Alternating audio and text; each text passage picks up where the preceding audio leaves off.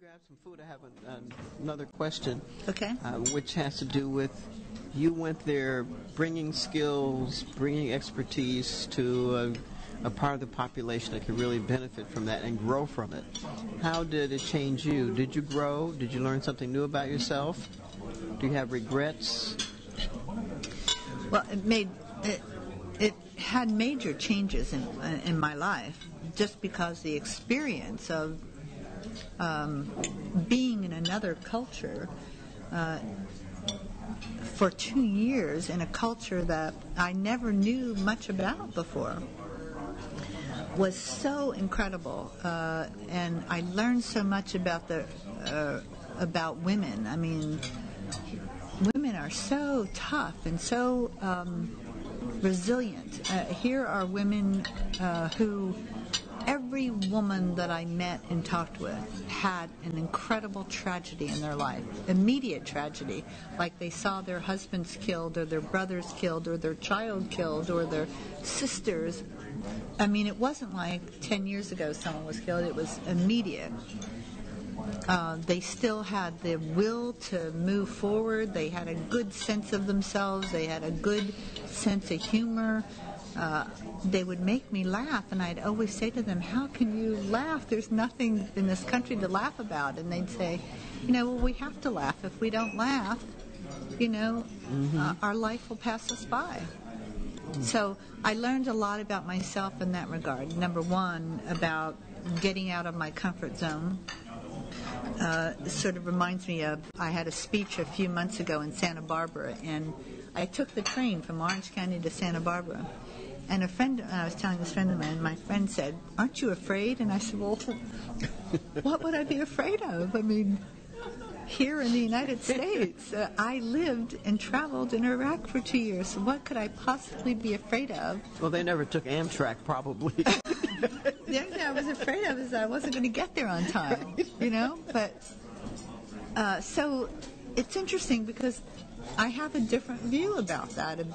I've always been pretty adventurous, actually, because I've done political organizing in Sri Lanka, in Guatemala, in Indonesia, in former Soviet Union. So I've always been sort of an adventurous person. But going into a war zone is, that really was a good challenge for me. So I learned a lot about myself.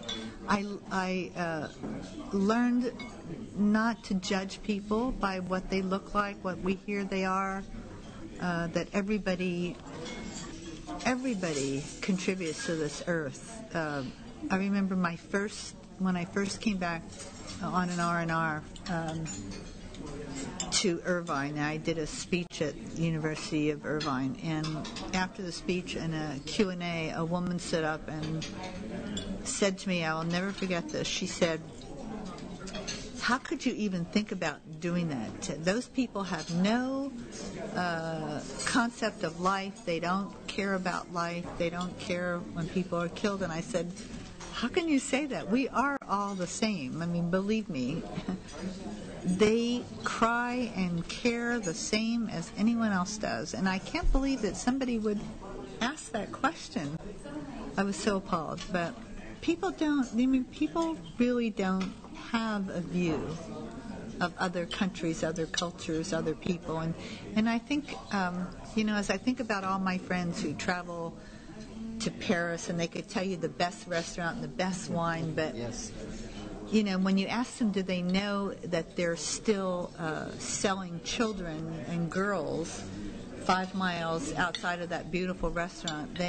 They don't know. I mean, we don't take the time to know other people and other cultures, and I think it's really a horrible disservice to ourselves. Mm-hmm. If I may, Eileen, following up on what you've just said and the question that Marilyn asked, it seems to me that your experience, that is, of getting to know a new culture and all that, has become the experience of all of us. I have to tell you, even though I might think that I'm just the most worldly person in the world, I didn't know anything about the Middle East. Right. I didn't know anything about any of this. And we have all learned from what we've gotten ourselves into and trying to get ourselves out of. But for you to come, to be there and then to come back and share with us your experience brings it even closer to home. I totally agree with you that we're all the same. Everybody. That's our basic premise in life, I think. And for you to come back and confirm that, it's really very, very helpful. It's great that you're out there having a chance to talk to people. I hope that you will have opportunities and have time to take the opportunities to talk to children. More than ever, we need to bring our children together. So I, for one, thank you for this. Thank you. I have finished today. I have so many stories, as you can well imagine, and oftentimes, I don't get a chance to talk about them, and I like talking about them, number one, because so few people know about Iraq and what we did there and what we didn't do, and know about the people, and so it's very cathartic for me to talk about it, because I do think that first year that I came back, I sort of went through life in a fog and tried to make sense of it all. I read every book there was on Iraq from every reporter and every military guy, everything I could read, trying to figure out what the hell did we do wrong? How could we have gone so wrong? And it just hurts me so much that we spent over $1 trillion in Iraq, and people today still don't have clean water and electricity, and it just makes my heart ache. And the programs for women to give them a chance at life, we didn't do it. I thought our State Department was rude to Iraqis. I don't think we had it's an attitude. Americans do have an attitude, and I now understand that. I don't think I've ever had, but in case I ever do, I know it when I see it this time. And we promised to rebuild their country, and we didn't spend one dime on the Iraqis. We didn't, we didn't buy any food or anything. We imported every lemon, every banana, every apple. We imported, and I think I sent you a photo of the incredible vegetable markets in Iraq. Beautiful. We didn't invest in the people. I mean, we didn't. We sent thousands of copy machines to Iraq for State Department, for military, for all the contractors, and every ream of paper was imported.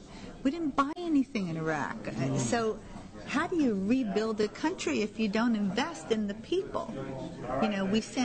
We sent hundreds of engineers there to build the state-of-the-art this, the state-of-the-art that, the best and the brightest, but in a country that had lived in a bubble for 30 years, you don't necessarily have to build state-of-the-art everything, There needs to be some thinking about this stuff, and that's why I think if there were more women at that table, we would have said, well, geez, what are they going to do when we leave? How are they going to fix this stuff? Who's going to teach them to run this stuff?